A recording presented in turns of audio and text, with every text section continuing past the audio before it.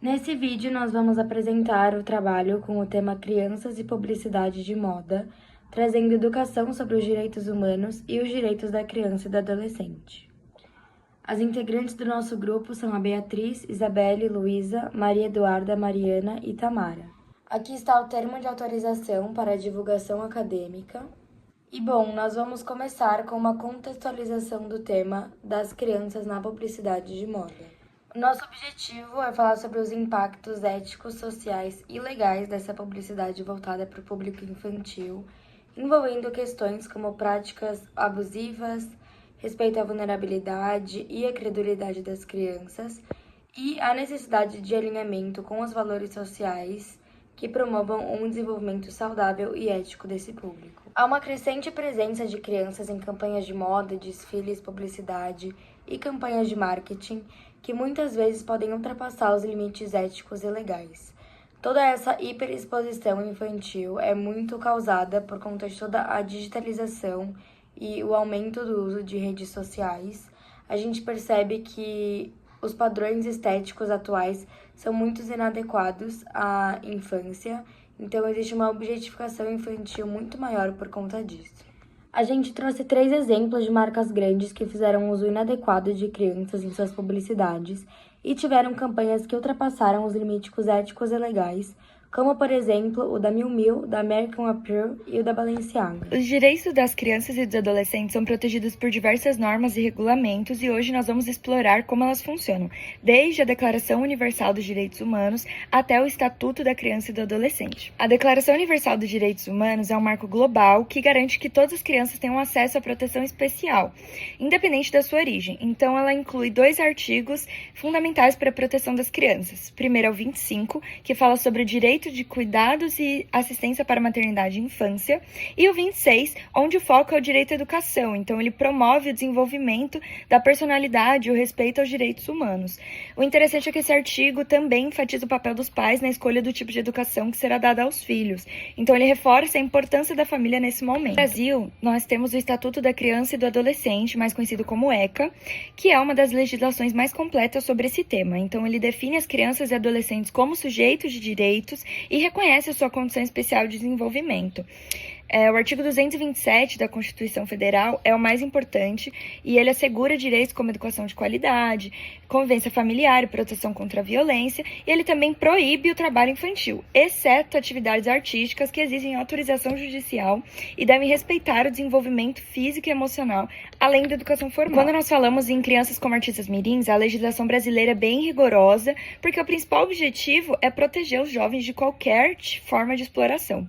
Então, para um comercial como um artista mirim ser autorizado, é necessário autorização judicial, consentimento dos pais ou responsáveis, além de um ambiente seguro com limitações de horário. Falando sobre o CONAR, que é o Código Brasileiro de Autorregulamentação Publicitária, ele estabelece normas para proteger crianças e adolescentes da publicidade inadequada.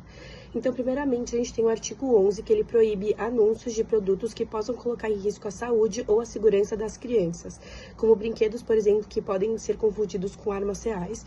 A gente também tem o artigo 28, que ele reforça que toda publicidade tem que ser claramente identificada como tal, impedindo que anúncios sejam disfarçados de entretenimento ou conteúdo editorial. E, por fim, a gente tem o artigo 37, que ele destaca que a publicidade infantil tem que respeitar valores éticos, protegendo as crianças de exploração emocionais e mensagens que incentivem hábitos prejudiciais e manipulação. Ela também proíbe o uso de crianças como porta-vozes em estratégias de influência. E por isso essas normas elas são essenciais para garantir um ambiente publicitário mais ético e seguro para o público infantil, promovendo um equilíbrio entre o marketing e o respeito à integridade das crianças. Agora a gente vai falar sobre as normas de proteção internacional que garante os direitos das crianças em âmbito global.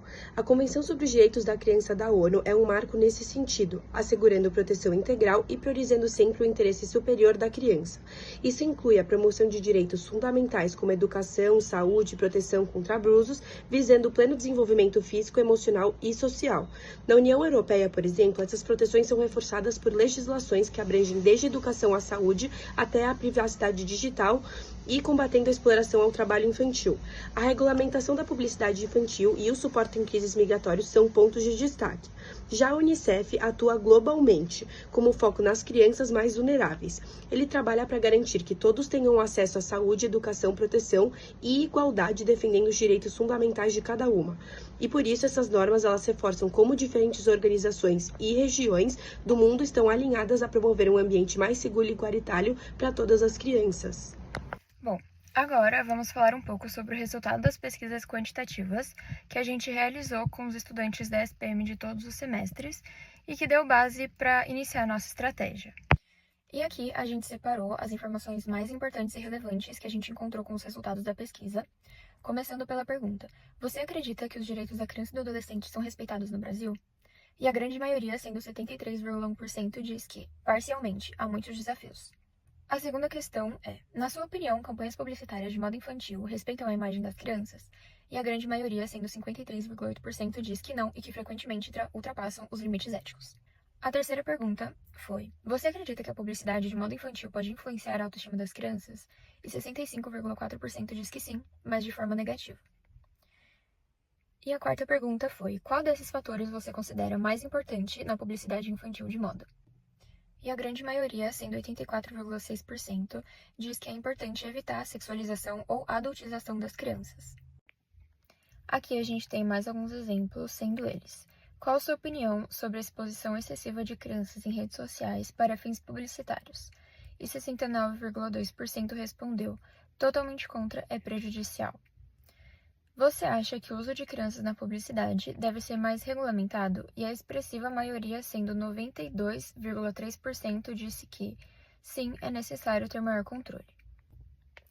E para finalizar, a gente tem a pergunta: na sua opinião, as escolas deveriam promover ações que abordem mais o tema do direito das crianças? E 92,3% diz que sim, é essencial abordar mais esse tema. E justamente essa resposta e esse resultado nos fez chegar à nossa estratégia que vamos abordar agora. Agora, dando início às nossas peças de comunicação e às nossas ações, quando a gente está elaborando nosso trabalho, a gente lembra do Bem da Moda, que é uma campanha feita pela SPM Social, que une responsabilidade social e moda. O Bem da Moda foi fundado em 2018 e tem como objetivo arrecadar fundos destinados a causas beneficentes. Então, por meio de bazares, brechós, leilões, de peças doadas a eles por marcas e personalidades, o Bem da Moda promove o impacto social e oferece aos estudantes uma experiência prática de ações filantrópicas. Assim, acreditamos que essa combinação de engajamento social, moda e aprendizado prático torna o projeto um exemplo notável de como o setor acadêmico pode contribuir para questões sociais, incentivando os estudantes a unirem suas carreiras com inovação e ações solidárias e sustentáveis. Assim, acreditamos que essa combinação de engajamento social, moda e aprendizado prático torna o projeto um exemplo notável de como o setor acadêmico pode contribuir para questões sociais, incentivando os estudantes a unirem suas carreiras com inovação. Então, a nossa proposta de ação seria expandir a campanha ao Bem da Moda, abrindo para a Universidade de Comunicação em todo o país.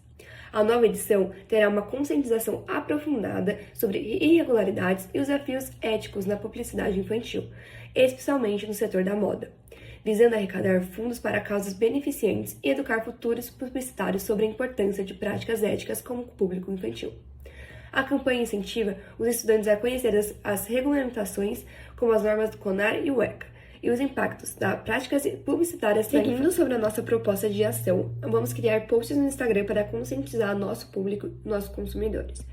Então, a gente vai criar um post de conscientização falando que as crianças são protagonistas em anúncios de moda e são mais propensas a enfrentar estresse e pressão psicológica devido à exposição precoce ao público. E depois, num outro post, explicar o que seria o nosso evento. O evento que seria a parceria e a expansão da campanha O Bem da Moda da SPM Social, que vai expandir sua atuação no Instagram para conscientizar o país, educadores, estudantes e profissionais de comunicação sobre a importância de uma publicidade ética e responsável voltada ao público infantil.